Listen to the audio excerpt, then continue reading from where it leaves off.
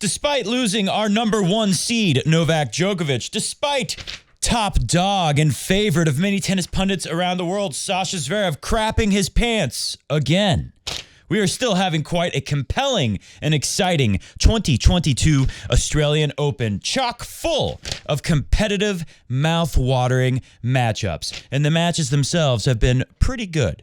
Not many disappointments. And of course now, we've got a great final.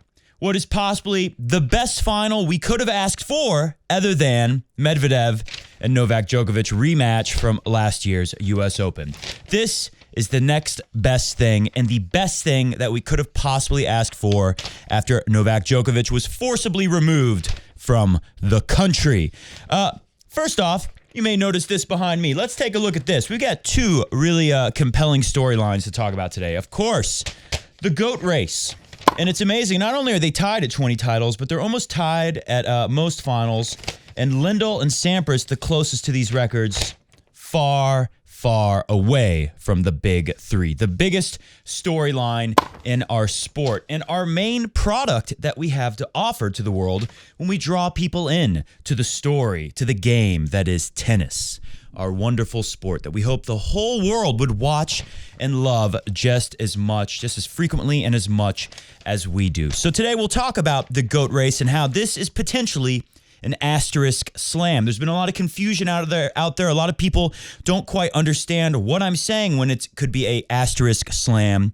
But the main point to that is it doesn't matter what you may think. It's not an asterisk slam. I might think that. Doesn't matter if half of the tennis fans think that our number one thing, the GOAT race, is rigged because the main member of the GOAT race right now, who just almost won the calendar year Grand Slam last year, Novak Djokovic, if he was forcibly removed by the government, not because he got injured, not because he lost a match, he was just removed from the contest, which happens to be his favorite of the four majors, that might leave an asterisk on this whole thing. The best thing, like I said, our marquee product in tennis, the GOAT race. If half of the tennis fans out there feel like it was rigged, whether they're right or wrong, as tennis fans, we've got a problem.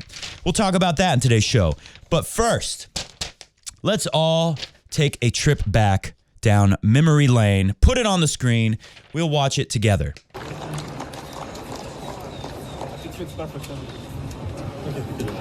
Listen. Bullshit Russian. He said it. Bullshit Russian. Man, you better shut your fuck up, okay? Daniil. Hey, Stefanos, you want to look at me and talk? Daniil. You have some problems? You go emergency toilet for 5 minutes, urine, and then you say, then you hit let and you don't say sorry. You think you're a good kid?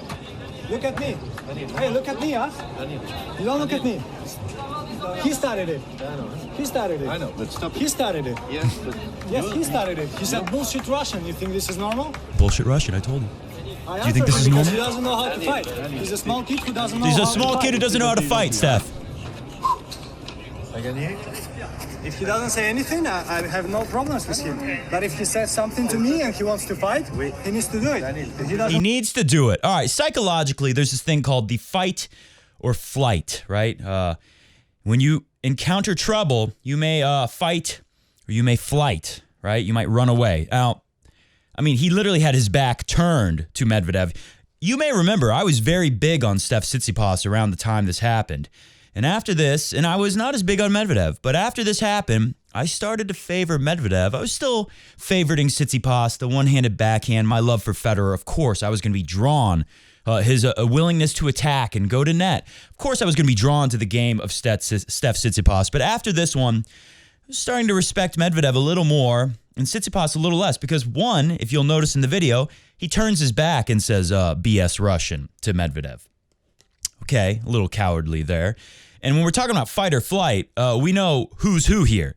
Tsitsipas is literally running away saying bullshit Russian. And I mean, if you can tell from the video, they don't show him too much, but Tsitsipas is trying to get out of there as fast as he can. And Medvedev, he's ready to fight, not to flight. Now, ironically enough, we hear about Rafa that he hits the ball really hard in practice, much harder than in matches because he plays with a lot of fear in matches. He's terrified out there. I heard one commentator saying this earlier in the fortnight and saying he had heard this from, I think he said a coach, one of Rafa's mini coaches, right? It's going to be interesting. In the final on Sunday, Rafa's going to have 10 coaches and friends and family in the box, right? And Medvedev always has like 2 people max. Anyway, so Rafa, supposedly one of his coaches said that Rafa is very terrified of hitting balls out in the middle of matches, that he plays with a lot of fear, which makes me respect Rafa even more because he conquers that fear.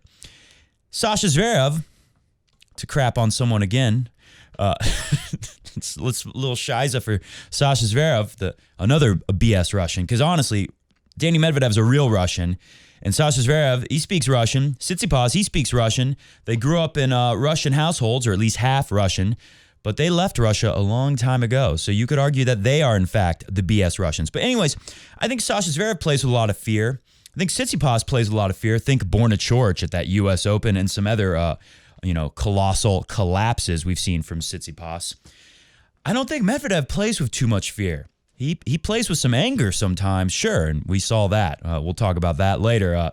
Medvedev, who had a good point, maybe went a little too far going off the umpire, but the way he responded, and we'll play the clip for you later in his press conference when asked about it, I thought was the perfect answer and more reason for me to believe in this growing and building legend of Medvedev, because you realize he has a chance, this has got to be really rare, a second opportunity, and he did it the first time, to stop one of the 3 all-time greats who are tied at 20 Grand Slams from breaking out from the rest of the pack of the 3 and becoming the one and only, standalone GOAT, greatest of all time of our sport. And if Medvedev pulls this off, if he does the double, it's funny. They talk about how no one's ever won their first major and then won the very next major to win their first 2 back-to-back. Never in the Open era has it happened. So a lot of media questions about that in the presser to Medvedev. And of course, that's amazing if he can do that. Andy Murray was close but couldn't pull it off. Medvedev, I think, has a really good chance. I'll tell you right now, I'm picking Medvedev to win, but it's going to be a battle, and I don't feel comfortable picking either way. Who knows who's going to come out on top? Rafa's going to give it everything he's got. And Medvedev is going to give everything he's got. But think about, not only does he have a chance to break that special record, he's going to deny both Djokovic and Nadal from taking over the record, the Grand Slam record, back to back. Talk about building a legend. And I think Medvedev, when we talk about fight or flight, this guy is legendary. He's a lot, like the guys that he looks up to in the GOAT race. And I'll play a clip for you in today's show later, and we'll talk a little bit more about that, how, you hear so often these guys grew up, respecting the big 3 too much. I think Sasha Zverev, he wants to be them, whereas someone like Medvedev wants to beat them. And there's a distinct difference, Sasha Zverev is out there thinking about, how his career is going to be kind of like the big 3 maybe. And I don't know, this is all theory. Of course, there's no way for me to know exactly what it's in his head. But, sometimes that can bring a lot of fear into your game, especially, and I think where Zverev plays with the most fear, maybe he plays less fear when we see him at the World Tour Finals taking down members of the big 3 in that fast indoor court, best of 3 sets, of course. A little different there than the Grand Slams. Maybe he's not playing with any fear there. We tend to see Sasha Zverev when he's playing against a lower-ranked player that no one thinks he's going to lose to early in a Grand Slam. I think he's got more fear of going out early and the embarrassment in a Grand Slam. Things like that. This pops up in the heads of all tennis players of all levels, and it's only the special few who can overcome that. And if in Rafa's case, he might be playing with fear at these highest levels on the biggest stages of tennis, but he's conquering it. Medvedev, I think you can argue the guy's playing with no fear. Djokovic, too. I'd say we should link Djokovic and Medvedev very closely together. These guys have similar DNA. Roger Federer, I don't even know what to say. The most talented ever, and another guy who probably plays with some fear like Rafa, but finds ways to most often conquer it. So I have to wonder, someone like Tsitsipas, who definitely has played with some serious fear in the past, despite being so much talent, you have to give him a chance to win a Grand Slam one of these days. But I wonder if he regrets saying bullshit Russian all those years ago, 4 years ago almost now, to Daniil Medvedev. Because last night, early this morning here, as we saw Medvedev take Tsitsipas out, after Tsitsipas wins that second set, Medvedev loses it. In the past, when Medvedev loses his temper like that, we've seen him lose most of the time. I wonder how Tsitsipas feels about that now, because after that match, I think we all know who truly is the bullshit Russian.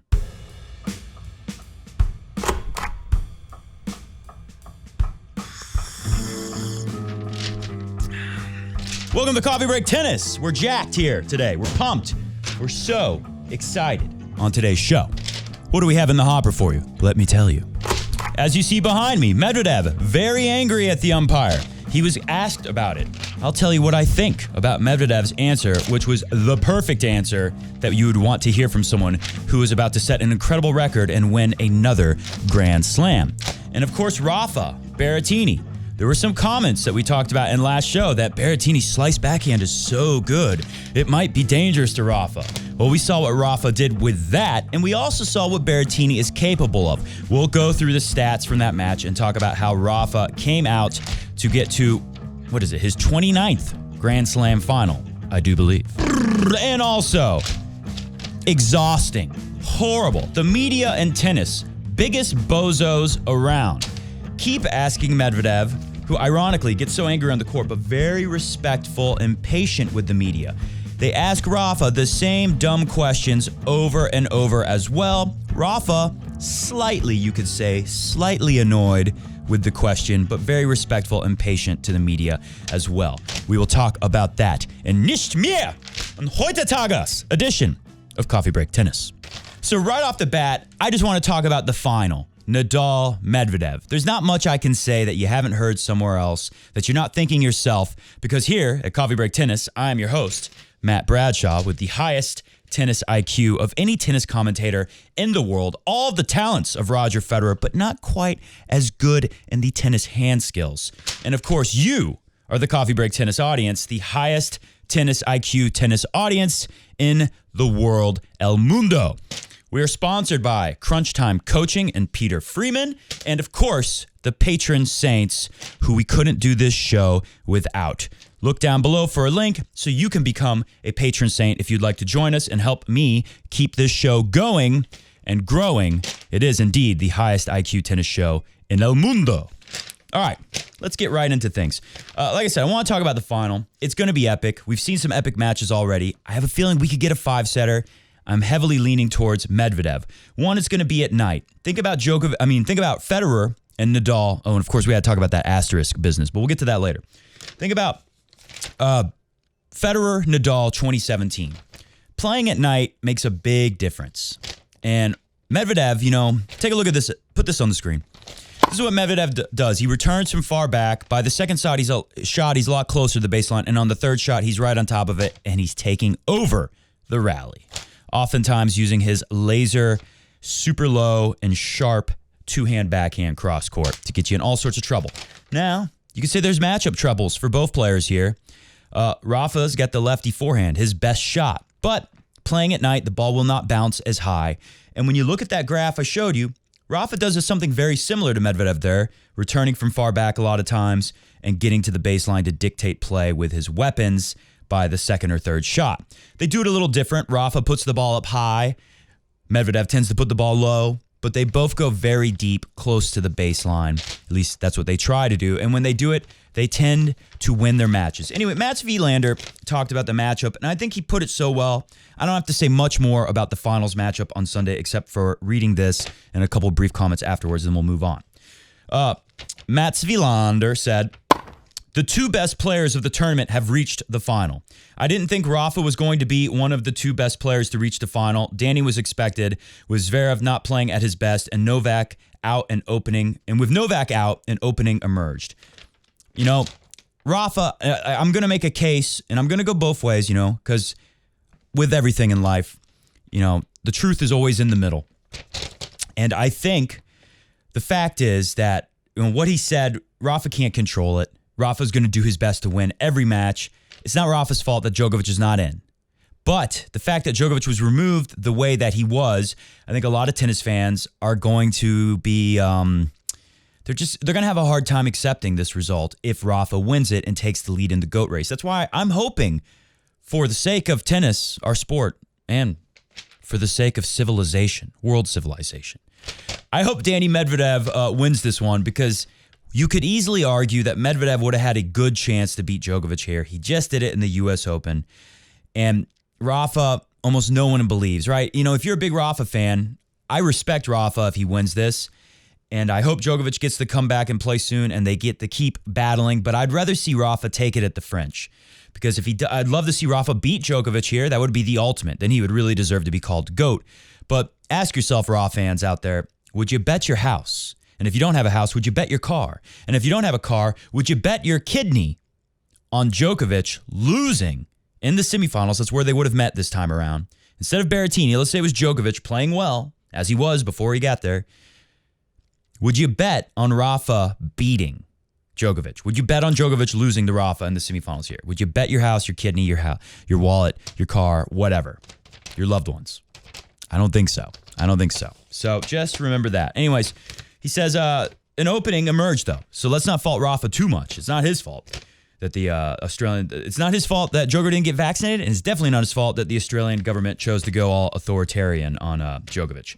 Yes, the two best players in the first 6 matches, that's for sure, have made the final, says Mats Wilander. I'm not too sure how Sunday's match will play out. It'll be an absolute monster marathon and physical match where both players are going to figure out a way to get out of any hole they fall into. The question will be who falls into the hole when the match reaches the 4th hour, right? They're both going to be, splitting sets here and there. When we get into a 4th set and somebody's down 2-1, or we get into a 5th set and it's all tied up, that is what's going to matter the most, as Mats Wilander points out. And then he says, I cannot say who I think is going to win because I don't know. I can see how Medvedev, it's at night. The ball doesn't bounce as high. He can stand in his backhand corner and play against Nadal's forehand and not get hurt that badly. And he gets more free points on serve than Rafa. Those points might be enough for him to get over the finish line. I can also see another scenario where Rafa is just scratching the surface of what he can actually do on a tennis court, as in what we've seen thus far. It's very possible he can come out and play like he did in those first 2 sets against Berrettini, and I don't know if Medvedev can hang with him. Well, Berrettini played pretty bad in those first 2 sets, but Rafa came out, like we saw with Tsitsipas in center, absolutely on fire and punching Berrettini in the face. Anyways, let's go to the stats, and then we'll do some press conference stuff. So starting with Nadal and Berrettini, Mats Wilander just pointed out, if Nadal plays like he did in the first 2 sets against Medvedev, maybe Medvedev can't hang. Well, I think Medvedev can hang because I think he does so much better than Berrettini. Berrettini's biggest thing is forehand and first serve. Maybe you could argue Berrettini's forehand is better, but the movement is better from Medvedev, and just the tennis IQ in general, the way he uses his forehand, it's kind of neutralized there. They're both great weapons. The serve, maybe Berrettini's is a little better, but I don't know. Medvedev is starting to become the best on first serve in the business. So let's look at how this went down. Winners, of course, Rafa hit a little less than Berrettini, but he had about less than half of the number of unforced errors. But on first serve, Rafa, higher percentage in, almost identical in win on first serve. And of course, no surprise here, Rafa beat him on the second serve points won. But let's dive even deeper and go through the sets. Because honestly, Berrettini, too little, too late. It was an impressive third set, but he should have been playing like that from the beginning. The way he came out in the beginning was never going to work if Nadal was playing anywhere near his best, which of course he was. 5 aces in that first set to 0 from Rafa, but look at the second serve. He wins 1 point on second serve, 10% total. Rafa crushes him there. Yeah, Berrettini does better on first, but it doesn't matter because Rafa's pretty close in the first serve win department, and he's miles ahead in the second serve. And of course, he did better getting that break serve. He only needed 1 look. Often, Nadal only needs 1 look to break your serve, and he shall do it. In the second set, more of the same. Second serve, only 1 point again, won on second serve. And this time, Berrettini's barely winning, half his points, a little over half on first serve, getting a very high percentage in. But you could almost say, like looking back, 62% first serve in is good. The way he couldn't win on second serve at all, Berrettini must have said, I need to get more first serves in. Maybe he takes a little off, I guess, in his mind. And then he can't even win barely wins the majority of his first serve points. A little over 50, he's not going to do it. Rafa winning 64 on first and 82 on second. We go to the third set where things turned around, and you'll notice Berrettini was finally able to take advantage of Rafa's second serve. Rafa still winning almost 70% on first and getting 73% in. Berrettini able to win on his second serve. That's really all the difference. Go to the fourth set. Rafa getting a bunch of first serves in. Berrettini only getting in half the time. Winning more on first and second. It was a very good set, very competitive set. But then he had the pressure, right? In the third set, Berrettini's serving first, so Rafa's always serving, 3-4. And then he gets broken at 3-4. He's serving 2-3, he's serving 1-2, he's serving 3-4, he's serving behind. That's a lot scarier when all of a sudden you're not winning on the other guy's serve and you're really having to work hard to hold your serve. Well, the tables were reversed in the final set. In the fourth set, Rafa was serving first and ahead. And I think, it's shaked out the same way. Berrettini serving 3-4 gets broken. Rafa only needs a couple of chances, right? In fact, how many did he have on this one? Yeah, he just had 2 chances. I felt like he blew it when he didn't win the first one, but Berrettini gave him another look. And how about that slice backhand? Every time he hit it, Rafa went into insano footwork mode, danced around it, and went very big off the forehand. Let's move on to Tsitsipas and Medvedev. How did that go down? The story here is Tsitsipas will be ready to win Grand Slams. Mental game could be a little better, but I think he's gotten better there, beating Rafa down 2 sets last year. That's way more impressive to me than anything Sasha Zverev has done in his entire career. Tsitsipas doing that in the quarterfinals of a major. Plus, don't forget, he beat defending champion Roger Federer in 2019 in another wild and crazy Australian Open round of 16. It might have been that time, or quarterfinal, one of the round of 16, I think. Yeah. Anyways, Tsitsipas, mental game, he's getting better. He's getting stronger. I believe in him more. I like him more than Zverev at this point. But the biggest problem for me with Tsitsipas is the block return that Federer is so good at. Tsitsipas needs to learn that. He needs to get better at that. And here's the reason why. Look at the first set. Tsitsipas won 1 point on Medvedev's second serve. Wait, excuse me. Yes. Here we are. First set right here. He won 0 points. He won 1 point before the tiebreaker, I think, on first serve return. 0 on second serve return. In total, for a set, not a 6-0, the opposite, a 7-6 tiebreak set, Tsitsipas only wins 2 points in total on Daniil Medvedev's serve. How about that? That all goes to show you, they showed also the stat, how many serves Medvedev hits that just don't even come back into play that Tsitsipas hits, versus Tsitsipas, and it was staggering difference. I can't remember the numbers, but way more for Medvedev. Going into these other sets, we don't even have to do that. I don't have to point it out to you, but I will. Rafa's not going to be able to beat up Medvedev's backhand the way he did to Berrettini's backhand at times. And Medvedev is not going to be able to rely on his first serves almost never coming back into play and losing only 2 points on serve in total for the first set, for the first 12 games plus 1 tiebreaker. Medvedev's not going to have to, he's not going to be able to rely on that with Rafa. Rafa's going to get a lot of returns back in play, and Rafa's going to win way more on return than Steph Tsitsipas did. So that's really the biggest part of that entire match. Plus, I think there's this, weird thing going on with Medvedev and Tsitsipas that all started because Tsitsipas decided to mouth off because when he was young in 2018, he got mad that he lost in Miami. And he called him a BS Russian, so Medvedev's always going to have a special fire in his belly against him. All right, that's enough of that. Let's talk about the asterisk slam really quick. I just want to knock this out. There's news stories out there. I'm not going to get into it today. I'm going to say 2 things about this. First thing is going to make the Djokovic fans mad, maybe. So stick around, because the second thing is going to make all the other people mad, especially the people that hate Djokovic. There is a story out there, and it looks pretty legit. Pop it on the screen. Djokovic, as you can see here, has recently, it has been discovered, and this is new. This is breaking news, new today. Let's wait until we know for sure if this is even true, but it does look pretty believable. Djokovic's positive COVID test may have been faked by somebody, some friend within the Serbian government or within, the Serbian medical establishment.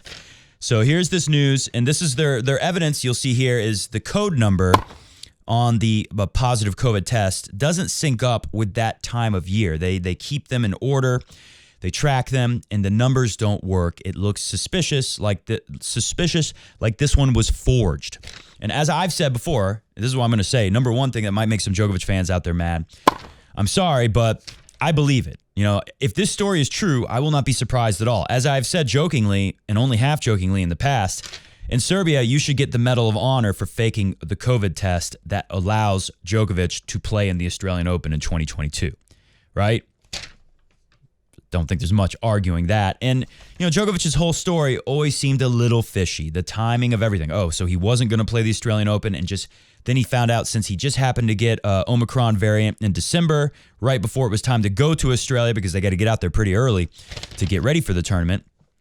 He just happens to get it. It all seemed a little fishy. I was giving Djokovic the benefit of the doubt. And then the whole Le Quip interview thing with the French journalist, where Djokovic had to backtrack and say, oh, well, I canceled other events, or I was asymptomatic and I hadn't seen my test result yet, but it looked like the test result was out there. Maybe he had seen it. Anyways, the whole thing was a little fishy. This doesn't surprise me at all if this is true. That's number one. Now, here's the thing I'm going to say that's going to make everybody mad who isn't the Djokovic fans, especially the Djokovic haters are going to hate this. In Alta, I play in Alta, and I play in tennis leagues. We don't have shot spot, we don't have the challenge system, and we don't have computers and cameras everywhere checking the lines for us. We call our own lines. And there is an unsaid rule in Alta tennis. An unwritten rule that you really only talk about with your teammates. You whisper it to each other secretly. If you get hooked, says the rule, and hooked means a bad call on purpose. The ball was close enough to where theoretically you could get away with lying, even though the ball hit the line. Since it was on the line, you can say it's out and take the point because you're a bad person or whatever. And the rule for all of us that we all know, the unwritten, unspoken rule, is that if you get hooked, you hook them back soon as you get an opportunity. Soon as they did it to you, soon as they hit a ball close to the line, you do it right back to them. Famous story about Agassi playing a guy who kept hooking him.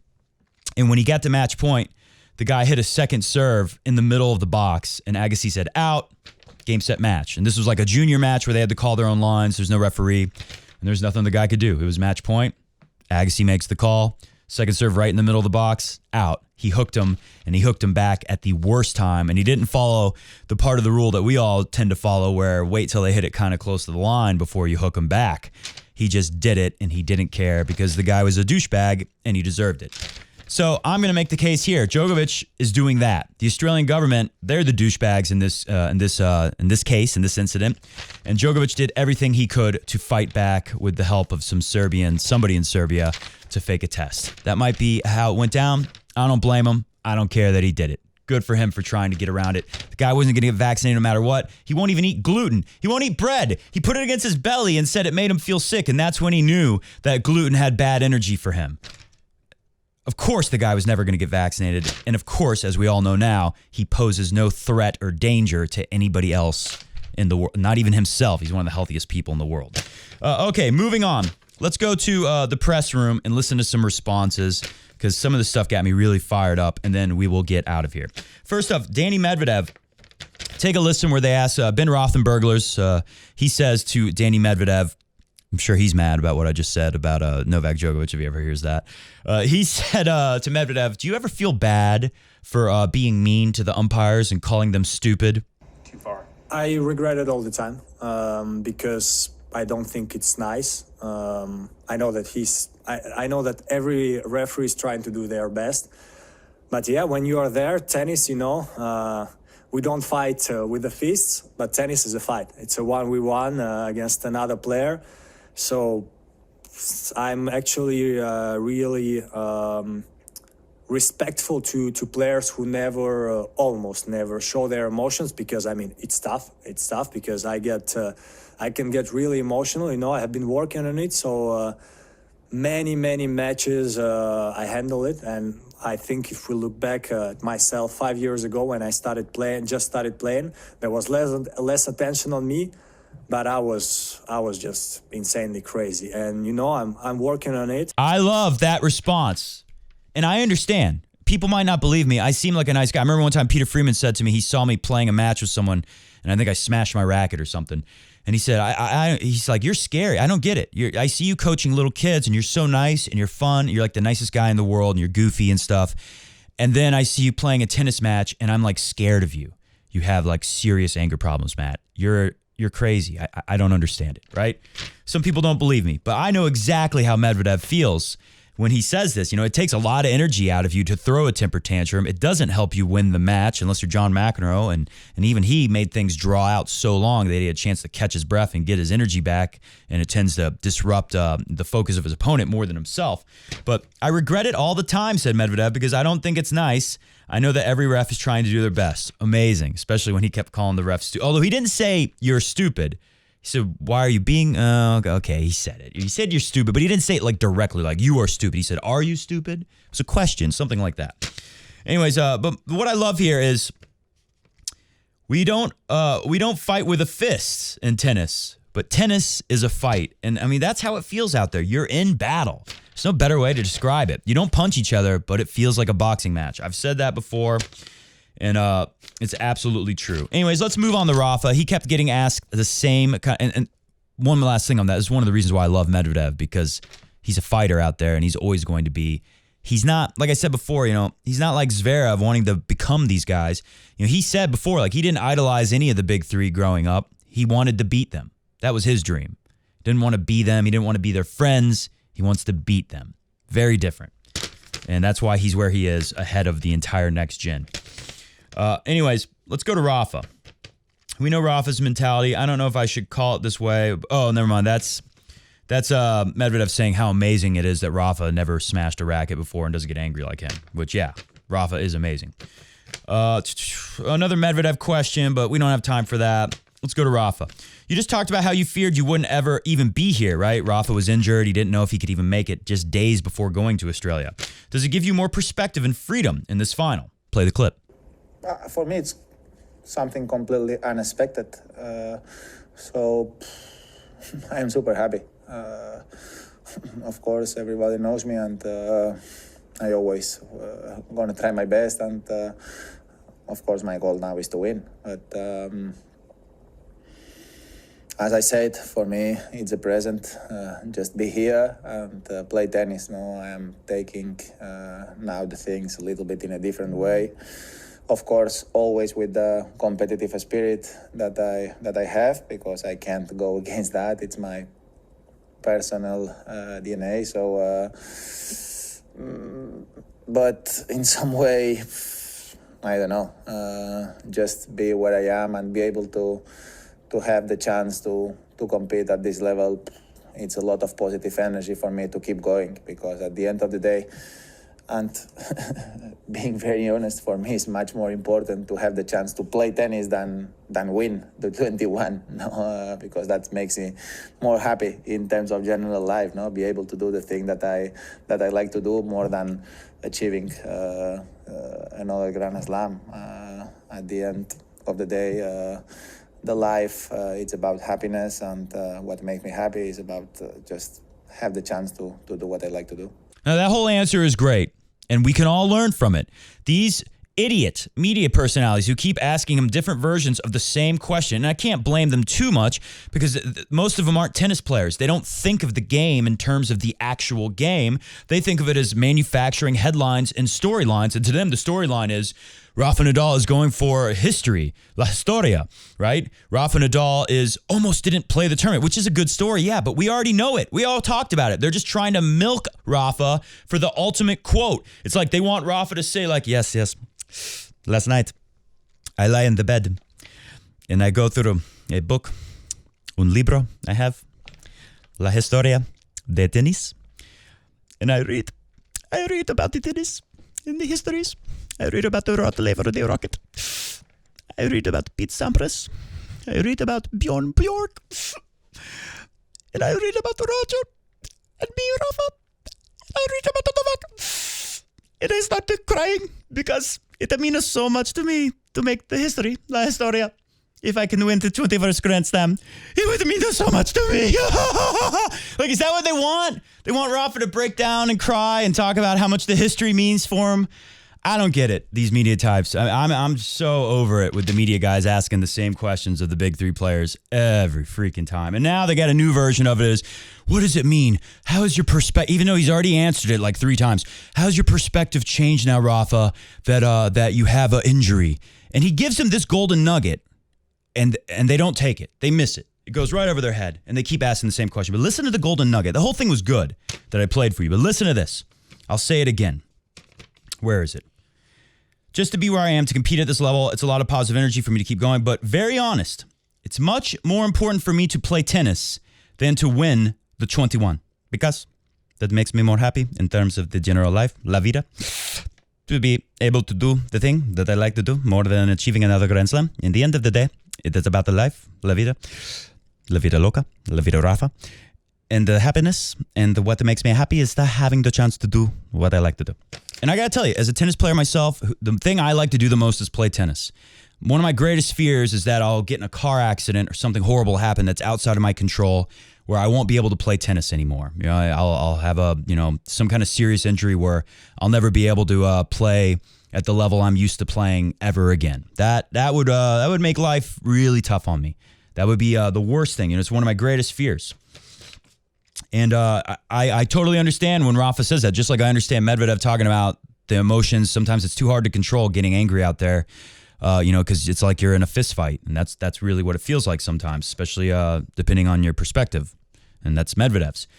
And I understand what Rafa says here, and I wish they would take that too. But that's really the truth.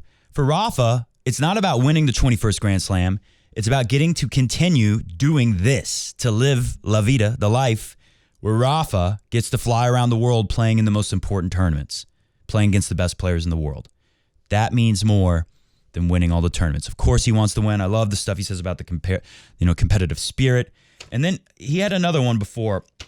Take a listen to this. Here's the same question, more golden nuggets, of course, right over their heads. Same version, or different, same question, slightly different version. Take a listen. You said on Eurosport that you feel alive again. Just wondering, can you talk a bit more about that? How much it maybe scared you that you might not be able to come back from this injury, and the feelings that an epic win like this? No, I feel alive in terms of my tennis life, in terms of my my tennis career. In my personal life, I honestly have a good life. I feel lucky that family is healthy, and during these challenging times, that's everything. More important than tennis, for sure. 100%. But yeah, I explained before. For a long time, I wasn't able to practice. Sometimes I went on court and I was able to practice 20 minutes, sometimes 45, sometimes 0, sometimes 2 hours. But have been very, very rough in terms of imagine myself playing at the best of 5 at this moment. So yeah, I don't know. Super happy, and it's true that I worked hard for a long time, every single day, in terms of when I was not able to play tennis, I was working hard on the gym. So I think I never gonna say I deserve, because a lot of people deserve, but I work it the proper way, and I hold the positive spirit and attitude to have the chance to give myself a chance to be back. This is where I said Rafa is slightly annoyed, right? I've explained before. No, but I explained before. No, right? He's very respectful. He's patient, a little annoyed. I explained it before. More than once, says Rafa. For a long time, I wasn't able to practice. Sometimes 20 minutes, sometimes 40, sometimes 0. It's been very rough to imagine myself playing best of 5. It's true that I work hard every single day. This is the ultimate golden nugget from the whole thing for Rafa. In the gym, when I couldn't play tennis, I'm never going to say I deserve, because a lot of people deserve. But I work the proper way. I hold the positive spirit and the attitude to have the chance to give myself a chance to be back. That's the secret to life right there. You don't deserve anything. Sasha Zverev, sometimes I feel like he thinks he's owed it, right? Tsitsipas a little in the past at times too, maybe. Medvedev, never have I ever felt that way. That guy is going to fight for everything. Same with Rafa. I love this. So many people, especially nowadays, they think that they're owed something in life. And they think if they work hard enough, they should get something in life. There are no guarantees. You do not deserve anything. As Rafa Nadal, who is almost a billionaire, him and Roger put together are well beyond $1 billion net worth. You're not guaranteed anything, even there. And money can't buy that life that Roger, not living it right now, hopefully he'll be back, that Rafa is living right now and feeling very fortunate to be doing so. So, since these media guys, they're not tennis players, they've never experienced something that's given them such joy, I don't think, I came up with an analogy that I think even they will understand. So if you have I got to warn you, if you have children in the room watching the show with you, I'm going to give you the count of 10 to send them out. And I'm going to give you a slightly inappropriate analogy. And this is really, it's for the media people out there. I hope somebody's watching it. Maybe Simon Briggs is watching this right now, or Ben Rothenberglers. But I think this is going to get through to them because I guarantee you this analogy I'm about to give you, excuse me, I ate lunch again before the show, so I'm a little belchy. This analogy I'm about to give to you, I guarantee half of it, the first half of it, all those media guys are going to understand very well. At least half of this analogy, it's going to relate to them, and it's going to make them understand Rafa better, I think. All right, they're asking me, what does it mean to you to get the 21st slam over and over and over again? And Rafa's trying to tell you, I'm just happy to be playing at this level again. The 21st slam, that's the gravy. That's extra. I just want to live this life as long as I can live it. So 10, get your kids out of the room. 9, 8, if you're super sensitive, skip ahead. 7, 6, go watch the video with El Chapo and listen to that song if you're not mature enough to handle this one. 5, 4, 3, 2, 1, 0. Here we go. Here's the analogy. They're all asking Rafa, what does it mean to get to the 21st slam? So let's imagine a man, not Rafa, a different man. And he's almost 100 years old. And he is about to set a record that's going to go, if he does it, if he's able to do it, he's one away from setting a record that will go into the Guinness Book of World Records. I'm glad I waited to the end of the show to do this. So the media, they put a big press conference together for this guy. And they want to ask him how he feels about hitting the record. And the record is this man he's in his 90s, still married, beautiful wife, also in her 90s. He is planning this night to make sweet love, sexual intercourse to his wife in his 90s. But that's not a record. There's 90-year-olds out there doing it. The record is this guy is about to achieve the 1 millionth erection in one adult male lifetime, right? In one man's life, never before has any man had 1 million erections. And the media, they're all there. They're so excited. And they're saying, how will you feel when you get to the 1 millionth erection, Mr. Old Man? And he says to me, it's not about the records. It's not about the 1 millionth erection. It's just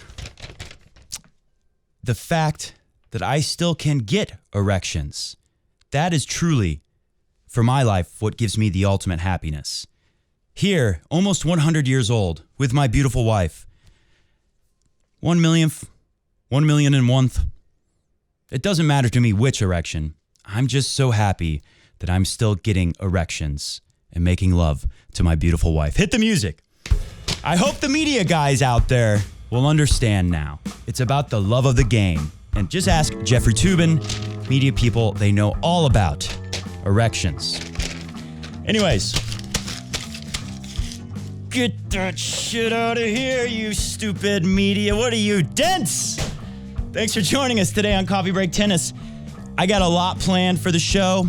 I think Medvedev's going to win, so I'm going all in on Medvedev. I've got a beautiful song I'm going to work on for you, probably my best ever.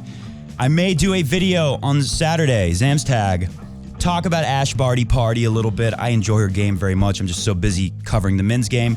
Maybe I'll do that, and maybe we'll talk some more final thoughts going into this epic match. We hope for the sake of Western civilization and the world. And, of course, the GOAT race, the integrity of the GOAT race. We hope that Medvedev will win. But if Rafa wins, we're not going to fault him because, after all, I had to put my wallet under there to prop it up. After all, this guy, Vamos Rafa, my hair looks too good today to put a hat on. You know he's going to do whatever it takes, and we're never going to fault him for something that's out of his control. I hope he takes advantage. I hope we have a great match, and we will be back sometime this weekend or Monday to wrap it all up. See ya!